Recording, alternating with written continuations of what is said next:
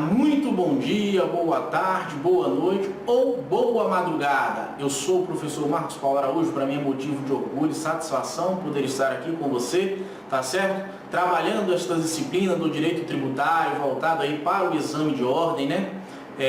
Na verdade, é um módulo específico do direito tributário para que você possa, na primeira fase aí da prova da ordem, lograr êxito, marcar, digamos assim, as questões de forma correta, né, e sobretudo colaborar para que você possa chegar ao final e acertar aquelas 40 questões maravilhosas, que é o que você precisa, né? Não é difícil, tá certo? É algo que é realmente possível, é algo plausível, né, de que você chegue lá. Basta, é claro, você estabelecer uma meta, estudar com estratégia, né, estudar com bastante afinco e não queira esgotar, estudar todas as disciplinas que você viu, né, durante a sua graduação. Conto aqui a historinha, por que me levou, o que me trouxe, digamos assim, a estar aqui hoje, né, falando com vocês sobre o direito tributário.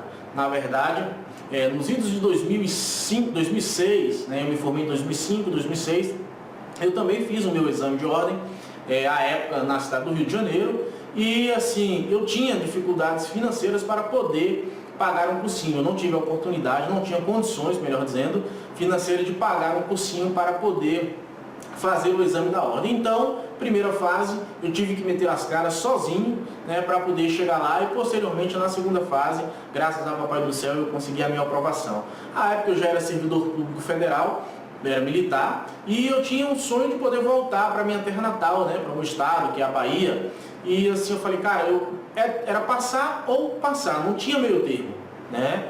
Então, quando foi em fevereiro, eu fiz a primeira fase, logo em seguida foi março, final de março, a segunda fase, para daí então eu poder pedir minha exoneração do cargo do qual eu já exercia como militar há quase 9 anos, né? Eu era concursado, né, servidor público militar federal, e o sonho de me trazer para casa foi que me alimentou durante esse período.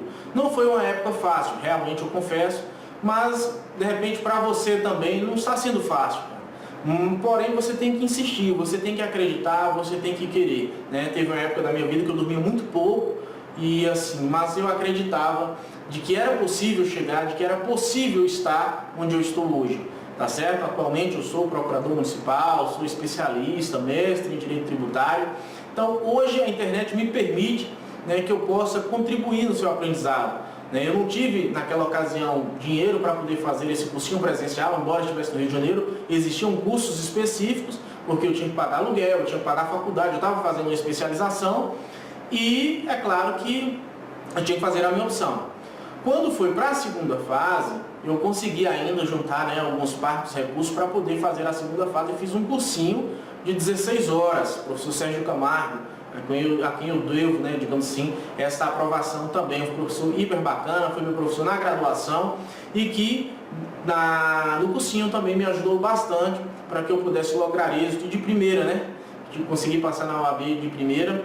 Quando foi no final do ano eu pedi a exoneração para poder exercer, digamos assim, a advocacia. Então eu estou nesse mercado, né, como advogado aí há praticamente 12 anos, né, de 2006 para cá.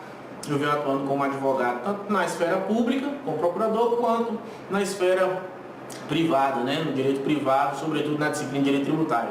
Como é uma disciplina que eu gosto bastante, é uma disciplina fácil de lidar, existem poucos profissionais no mercado que operam de fato com o direito tributário, é um nicho para você que pretende logo após, né, o exame de ordem exercer de fato a advocacia.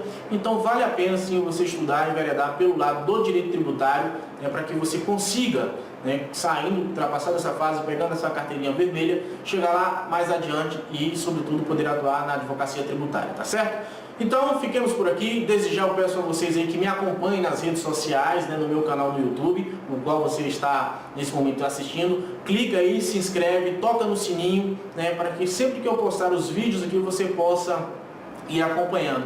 E divulgue, cara, ajude a divulgar. De repente, assim como eu estive um dia precisando, e né, naquela época eu não tinha ainda essa ferramenta dos cursinhos, como eu falei, era só presencial. De repente tem alguém que tem a necessidade aí de estar assistindo essa videoaula, né, se preparando para a OAB, se preparando para o concurso público. No meu canal eu trago sempre material, né, gratuito para que vocês possamos interagir, né? Vocês podem falar comigo também através do meu Instagram, né, prof.marcos.p.araújo.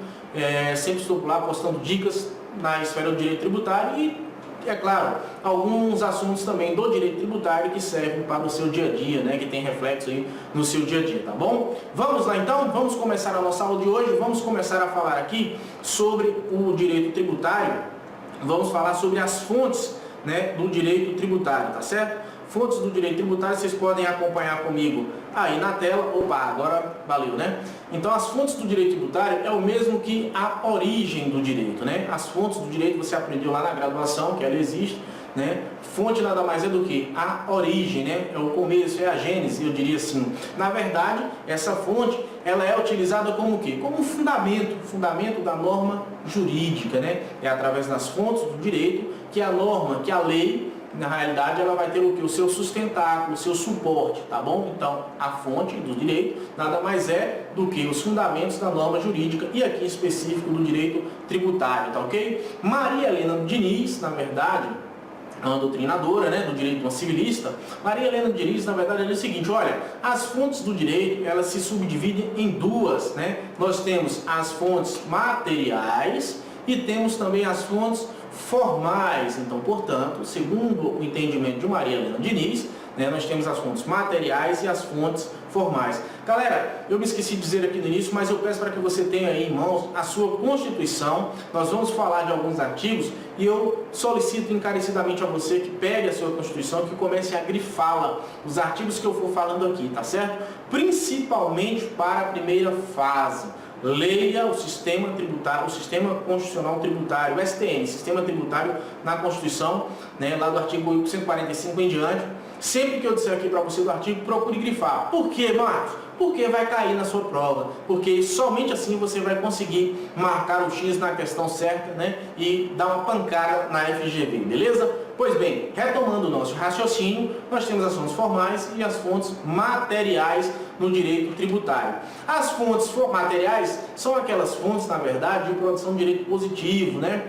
Consistem num conjunto de fatores determinantes do conteúdo, tá certo? De direitos e dos valores que o direito procura realizar. Então, portanto, são esses fatores sociais que de fato acontecem, né? É que vão dar o quê? Determinação para que o conteúdo do direito, que no caso seriam as normas, né? Ou até mesmo aquele conteúdo que o direito procura fazer o quê? Colocar em prática. Eis aí as fontes materiais do direito tributário aqui no nosso caso. Pois bem, e as fontes formais? As fontes formais nada mais é do que são os fundamentos, né, de validade da ordem jurídica. Como assim, professor? Como é, Marcos? Quais são esses fundamentos de validade da ordem jurídica? Os fundamentos de validade da ordem jurídica, né, nada mais são do que as leis em sentido formal, né? São aquelas leis que de fato emanam do próprio Estado. É claro que existem também as fontes formais, que são aquelas que não partem de um conceito de Estado, ou são as fontes formais não estatais. Vejamos, né? Vamos ver que fontes formais são essas. Nós temos as fontes formais estatais, que são aquelas que emanam do Estado. Que fonte formal estatal é essa? Vamos ver. Nós temos primeiro quem? A legislação, né? Opa, deixa eu só colocar aqui, gente, a minha canetinha para ficar uma coisa bacana, né? Então nós temos aqui a figura da legislação, tá certo? Nós temos a figura da jurisprudência. A jurisprudência nada mais é do que você aprendeu aí durante a sua graduação. A jurisprudência nada mais é do que as decisões reiteradas, né, tomadas pelos tribunais em assuntos semelhantes. Bacana? Pois bem, não bastasse isso, nós temos ainda quem? As convenções internacionais, né? As convenções internacionais, nós sabemos que o Brasil, ou através da União, atuando como Estado soberano, firma convenções com outros países, né? É a partir daí que nós temos os tratados de direitos humanos, né? Tratados que têm repercussão na esfera do direito tributário interno, né? São convenções celebradas entre a soberania nacional pela União, né, para com outros estados, tá certo? Temos mais ainda, vamos lá, as normas dos grupos sociais, né? São normas que regem grupos sociais, porém que emanam do próprio Estado, são também acordos, né? Outro aspecto, as fontes não estatais, tá bom? Nós temos como fontes formais não estatais as seguintes: os negócios jurídicos são aqueles que são celebrados, né, entre as partes, né, num contrato, quando é negócio, via de regra, né, eles acabam aqui nos dando a ideia de contratos, né, negócio jurídico, não é um ato unilateral. Nós temos a figura dos costumes, né, muito embora não seja tão aplicado no Brasil, né, a figura dos costumes, mas existe também. Eu costumo dizer que quando a questão do costume ele está atrelado ao nosso ordenamento jurídico, no que diz respeito a algumas normas, né, que muitas vezes costumam ficar em desuso. Por quê? Porque os costumes mudam, né? A sociedade ela é dinâmica, e sendo a sociedade dinâmica, ela acaba aqui evoluindo. Então, portanto, os costumes também têm reflexo, ainda que seja para fins de desuso, no nosso ordenamento jurídico legal, tá certo? E como fonte não estatal, né, aquela que não emana do Estado, nós temos ainda a doutrina. A doutrina, nós sabemos, né, da relevância que é a doutrina no que diz respeito ao quê? A interpretação dessas normas jurídicas, né? A doutrina, ela ajuda, né, digamos assim, os intérpretes, os operadores do direito, né, a pensarem de forma científica e encontrarem, é claro, ou no mínimo, sugerir aquilo que de melhor há sobre, no que diz respeito ao entendimento sobre determinados assuntos que estão na legislação, beleza? Pois bem, já falando então de fontes formais estatais, vimos que a legislação, nós sabemos que a principal fonte formal do nosso ordenamento jurídico é a Constituição Federal de 1988, né? É a mãe das leis, eu diria assim. A Constituição Federal, na verdade, ela abriga, né, as normas de estruturação do Estado, tá certo? De exercício dos poderes, bem como a feitura de quem? Das demais normas. Então, portanto, na Constituição nós encontramos tudo, né? Aquela pirâmide Hans Kelsen, na verdade, nós temos lá no topo a figura de quem? A figura da Constituição Federal. É ela que vai tratar sobre os poderes do Estado, toda a operacionalidade, digamos assim, da administração pública, né? Bem como a parte da legislação, tá certo? E que, portanto, nós temos a figura ainda das emendas constitucionais também, né, que vão justamente alterar, acompanhando aí o que nós chamamos de dinamismo social. Portanto, a Constituição Federal é a fonte de mais alto grau de hierarquia, a fonte de mais alto grau de hierarquia normativa, tá, do sistema positivo. Positivo por quê? Porque é um sistema positivado em termos de lei e, sobretudo, codificado, né? Pois bem, vamos lá então. E no direito tributário, quais são os reflexos, né, da Constituição Federal para o direito tributário? Nós sabemos que a Constituição Federal, na verdade, ela vai fazer o quê? Estabelecer competências, né, competências de cada ente estatal. Quais são os entes estatais que nós temos, gente, na nossa Constituição? A União, os Estados, Distrito Federal e municípios. Então, portanto, memorize, a Constituição Federal estabelece competência. A Constituição Federal, ela estabelece competência que, na verdade, o que ela faz? Ela não institui tributos, tá certo? Então, portanto, memorize isso aí, porque isso é de suma importância. Pois bem, a Constituição Federal ainda faz o que? Estabelece os limites à tributação. A Constituição, embora ela não crie o tributo em si, sim, quem vai criar isso é a lei ordinária, nós veremos isso durante o nosso curso, a Constituição ela estabelece limite à tributação. O Gilberto Machado ele fala o seguinte: olha, o direito tributário, na verdade, ele surge não com o papel, com o propósito de carregar recursos ao fisco.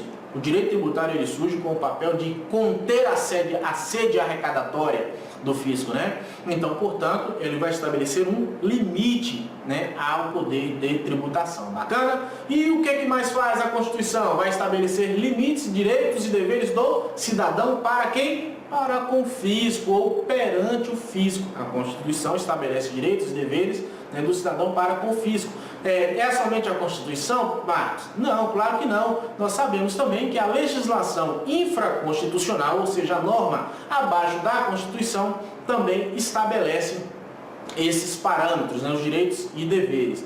E um outro tópico que nós temos ainda é o quê? A Constituição estabelece os princípios, né, que é a nossa próxima aula, os princípios que vão fundamentar a atividade tributante. Então, portanto, os princípios constitucionais também emanam da própria Constituição, que vai dar fundamento, que vai dar suporte, né, para que o legislador, para que os entes, como nós vimos ali, eles possam instituir o quê? Instituir os seus tributos. Até aqui tudo bem, gente? Tudo tranquilo? Vamos lá, não cochila não, senão o cachimbo cai, tá certo? Levanta, toma, dê 3 pulinhos, tome um café, fique de boa. Vamos lá, só os fracos desistem, bacana? Vambora, vamos embora. Vamos falar então, nós falamos sobre a Constituição, agora nós vamos falar de quem? Da lei complementar, tá bom? O que é a lei complementar? A lei complementar, eu digo o seguinte, de uma forma bastante singela, a lei complementar visa atender o quê? A complementar alguns dispositivos que a Constituição assim determina, tá certo? Então, portanto,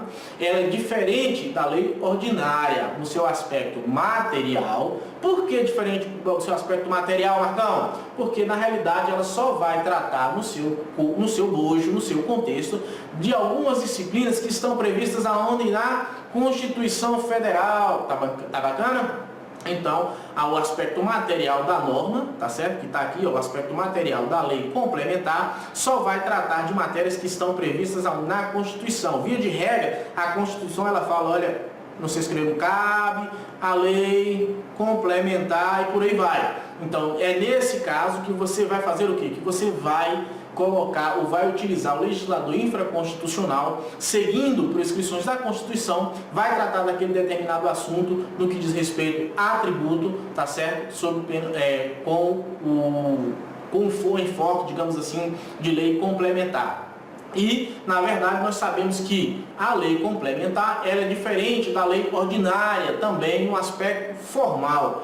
No aspecto formal, em que sentido, professor? No seu processo legislativo. Nós sabemos que a lei complementar tem um quórum, né, para a sua aprovação qualificado, um quórum mais diferenciado, mais dificultoso, tá certo? Em que sentido? Por quê? Para a aprovação da lei complementar, há a necessidade de um quórum que nós chamamos de maioria absoluta. O que quer dizer isso, maioria absoluta? Que, na verdade, a Assembleia Legislativa, o Congresso Nacional, quando for votar uma lei complementar, há a necessidade de quê? A necessidade de ter pelo menos 50 mais 1 do total, certo? 50 mais 1 do total, é por isso que é a maioria absoluta dos seus representantes daquela casa. Então, a lei complementar, no seu aspecto formal, no aspecto do processo legislativo, exige que a sua aprovação, né, ou o quórum, na verdade, seja de 50 mais 1 de um todo. São 513 deputados, então 50 mais 1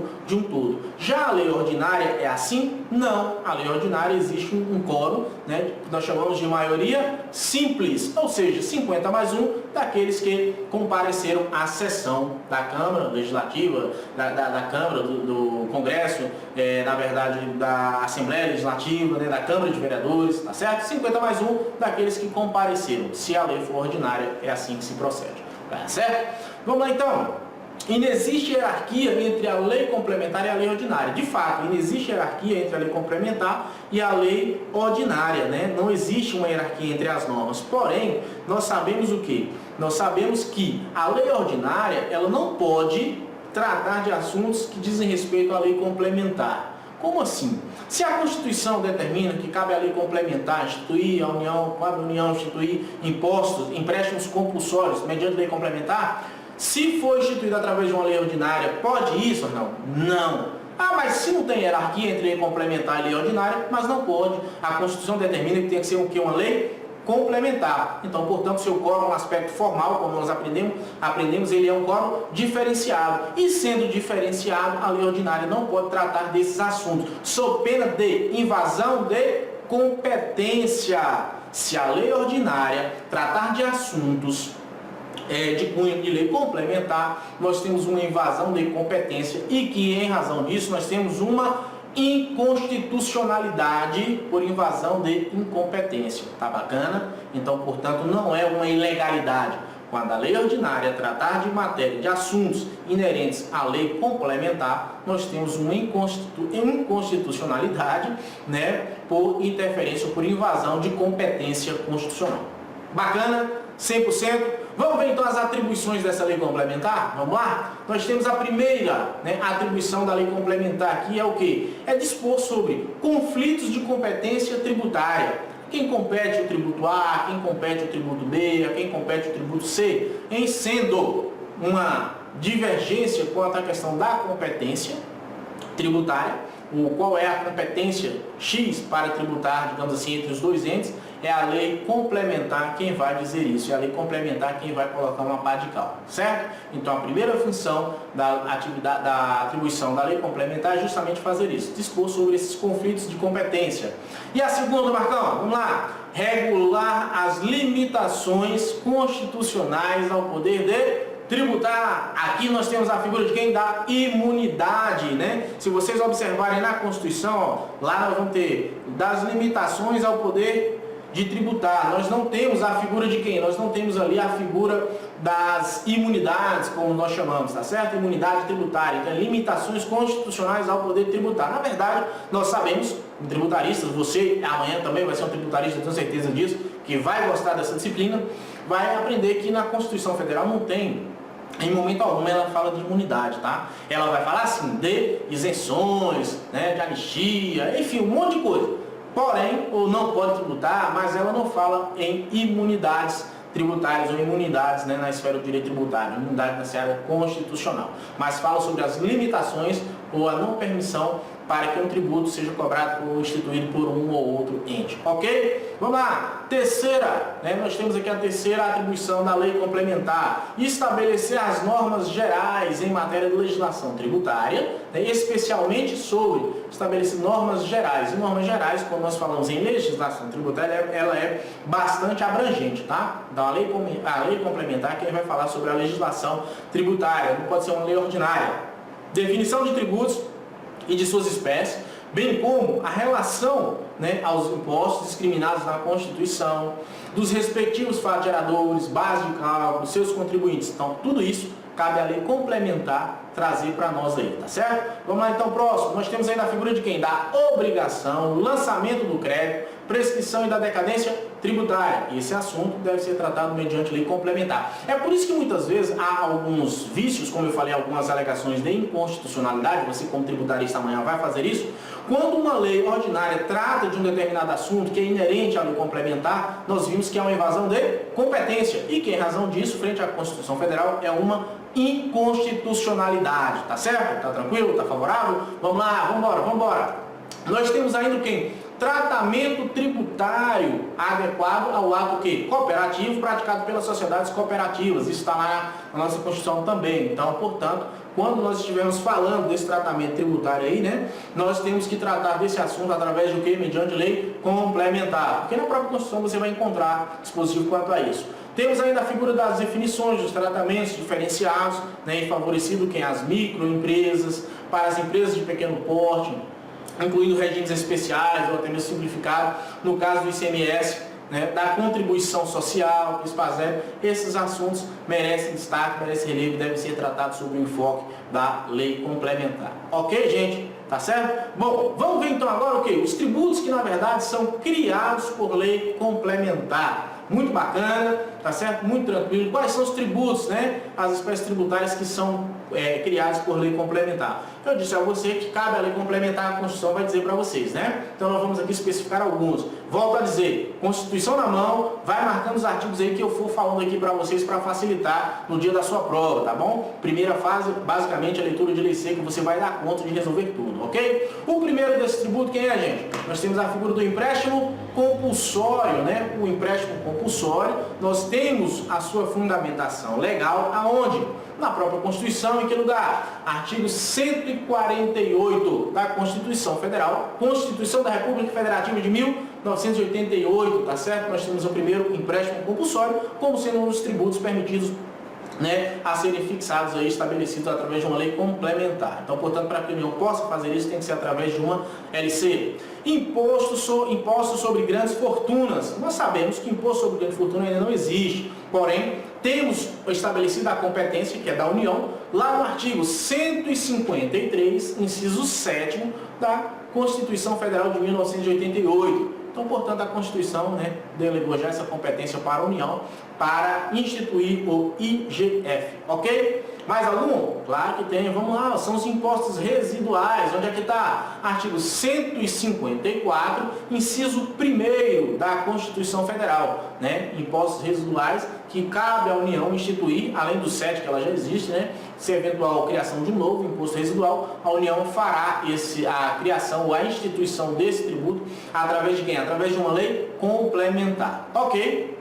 O próximo, contribuições previdenciárias residuais, né? Também devem ser tratadas aí como sendo o quê? Como sendo através de uma lei complementar. Como é que nós vamos memorizar isso daqui, né? Tem até um macetezinho que eu vou tentar marcar para você, que eu não estou muito craque ainda nessa mesinha digitalizadora não, mas aqui, ó, você pode pegar, né, para você decorar, é o famoso mnemônico CGI, quais são os tributos que na verdade são criados através de uma lei complementar. Nós temos aqui os empréstimos compulsórios, os impostos sobre grandes fortunas, impostos residuais e as contribuições previdenciárias. Então nós pegamos aqui, ó, as contribuições do C, certo? CGI, contribuições previdenciárias, nós temos a figura de quem? Dos empréstimos compulsórios, tá? Imposto sobre grandes fortunas, o G, aqui, e o I de impostos residuais. Então, quais são os impostos ou quais são os tributos que são criados por lei complementar? Deixa eu escrever para vocês aqui, ó, o famoso CGI. Pronto, ficou gatinha essa letra aí, né?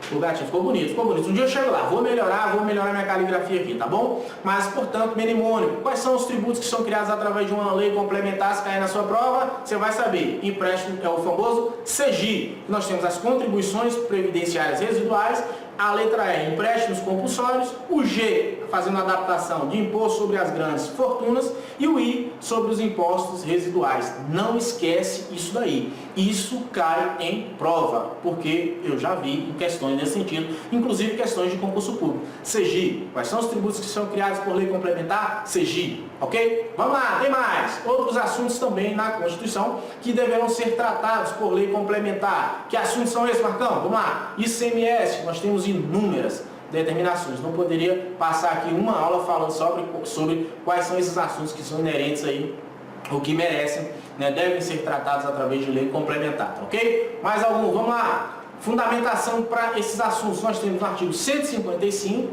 parágrafo 2º, inciso 12 da Constituição Federal de 1988. Temos mais? Temos ITCMD, né? Quando ele fixa o quê? Quando ele fixa os critérios de competência territorial, qual é o estado competente para cobrar ou para arrecadar o tributo quando o camarada morre, né? O de cujos. Nós temos lá no artigo 155, parágrafo 1º, inciso 3º. Vamos lá, ISSQN, nós sabemos que o ISSQN é imposto sobre qualquer serviço, imposto sobre serviço de qualquer natureza. O imposto de competência é quem? Municipal, tá certo? Então, através de uma lei complementar, né, é que vai se fixar o quê? As alíquotas máximas e mínimas.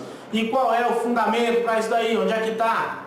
Artigo 156, inciso 3º da nossa Constituição. Próximo assunto, repartição de receitas tributárias, delineamento de controles, de transparências, fundamentação legal, onde é que está esse permissivo para esse assunto?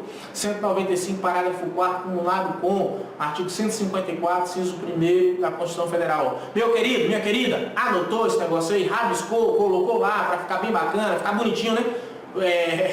Mulher com devido respeito, tá? Mas os meninos gostam de colocar um vermelho, um amarelo. Então você coloca, né? Se você colocar de vermelho também, você pode ser, eu particularmente, eu costumo grifar de caneta mesmo, né? Bic, ou aquela outra compacto, vermelho. Eu fazia isso e faço contrastando com o amarelo, tá certo? Cada um tem a sua mania, eu diria assim, para poder colocar e melhor atender, facilitar o seu estudo. Bacana? Vamos lá então, o que tem mais? Lei ordinária. Lembrando que nós estamos falando sobre fontes do direito, uma parte de legislação. A lei ordinária, o que é a lei ordinária? É um veículo, né, normativo que vai determinar a hipótese de incidência tributária. Opa, determinar a hipótese de incidência tributária. Então perceba que na verdade a lei ordinária ela não cria o tributo de fato. Ela estabelece o que? Ela vai estabelecer uma hipótese de incidência, né, em abstrato. É a partir do momento, né, que o contribuinte pratica o fato gerador, o que vai acontecer? Vai surgir a obrigação tributária. Uma vez praticado o fato gerador, nasce a obrigação tributária e, em razão disso, há a necessidade, ou melhor dizendo, o dever de pagar aquele tributo, tá certo? É aí que nasce o tributo em concreto, né? Por hora, através da lei ordinária, quando temos a figura quando nós temos a figura da hipótese de incidência da lei ordinária, apenas há o tributo, a criação do tributo em abstrato. Vamos lá então? O que vai dizer? A lei ordinária é um instrumento do exercício da competência tributária. Por quê? Porque, via de regra, o tributo ele é criado através de quem? De uma lei ordinária e não de uma lei complementar, tá certo? A ordinária é a ordinária quem vai criar o tributo de fato. A lei complementar, ela só trata de alguns assuntos na seara do direito tributário quando a Constituição Federal assim falar, quando a Constituição Federal assim determinar, tá certo? Pois bem, todos os entes federativos estão o quê? Na verdade, eles estão aptos a editar as leis ordinárias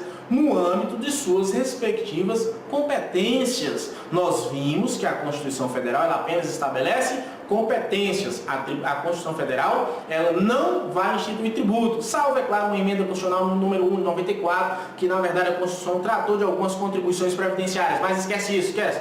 Na verdade, a Constituição Federal, memorize, ela trata de competências. A lei ordinária institui tributos. E quando a Constituição disser para que o tributo A, B, C, empréstimo compulsório, seja criado através de mediante lei complementar, ela vai lá e cria. Tá bacana? Tá tranquilo? Tá favorável? Ok. Ultrapassada essa parte da legislação da lei ordinária, veremos a iniciativa.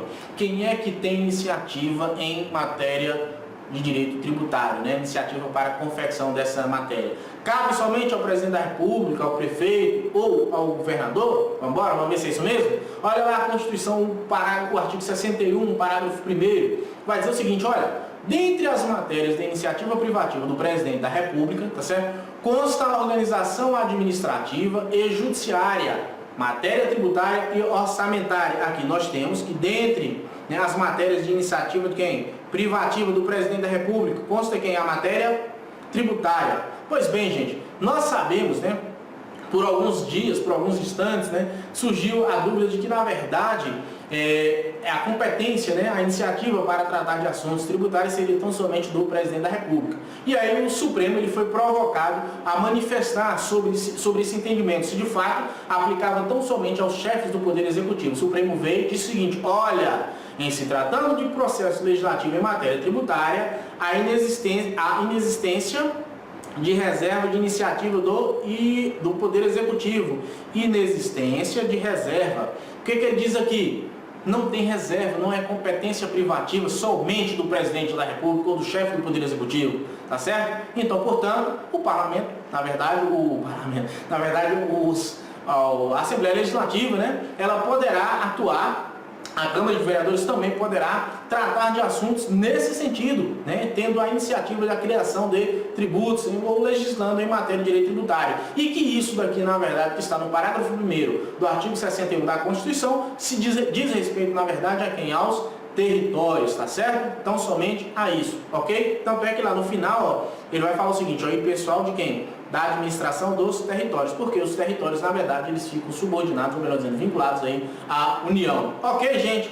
Vamos mais adiante, então, dando continuidade ao que está no seu edital. Atos do Poder Executivo Federal, majoradores de alíquotas de tributo. Percebam que nós estamos falando de quem? Em atos, tá? Do Poder Executivo. Não estou falando em decreto, em alíquota, alteração, não. Atos do Poder Executivo que podem, na verdade, majorar, tá certo? O tributo. Ou seja, as alíquotas, elas são alteráveis, né? Alteráveis por atos do Poder Executivo Federal. Pode ser alterado também, professor, pelo Poder Executivo Estadual? Pode, não há problema algum, princípio da simetria. Nós vimos há pouco que essa iniciativa, na verdade, não compete somente ao chefe do Poder Executivo, cabe também às casas legislativas. E esse ato aqui, na verdade, pode ser alterado pelo chefe do Poder Executivo para fins de alíquota. E temos inúmeros dispositivos, né? Me recordo agora, salvo engano, do artigo 21 do CTN, o artigo 57 foi revogado, salvo engano, o artigo 65 do CTN, que vai falar que através de um ato administrativo, o chefe do Poder Executivo poderá alterar a alíquota daquele imposto X.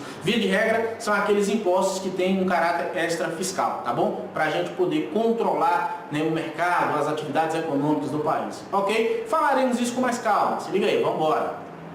Tributo, na verdade, tributos que podem ter suas alíquotas, ó, já falando aqui para vocês, sobre alíquotas através de atos do Poder Executivo. Que tributos são esses? Vamos lá, Imposto de Importação, ou II, né? Na verdade, o II está no artigo 153, inciso 1. Nós temos Imposto de Exportação, também inciso 153, inciso 2 da Constituição Federal. Nós temos o IPI, que é o inciso 4. Então, esses impostos são de competência da União. Esses impostos, na verdade, eles podem ser alterados, ter as suas alíquotas, né, alteradas mediante o quê? Mediante ato do Poder Executivo.